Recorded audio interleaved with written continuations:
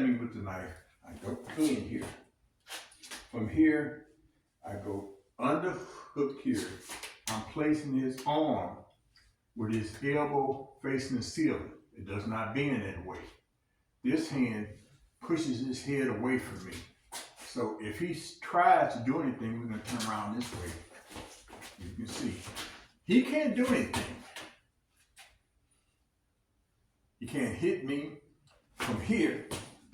From this position here, I could bend down and really push down on his arm and break. If I wouldn't break his elbow, it would at least tear cartilage in it. It would injure his elbow. That's what we're trying to do. From here, I have weapons and targets of choice. Longest weapon to that side of the knee. I can stomp on this foot and crush those bones in this instep.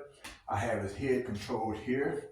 I can push him down, go into him with a knee. From here, I can push his head under, over, and take him down. And from this position, once again, I'm in this position where I can break his elbow.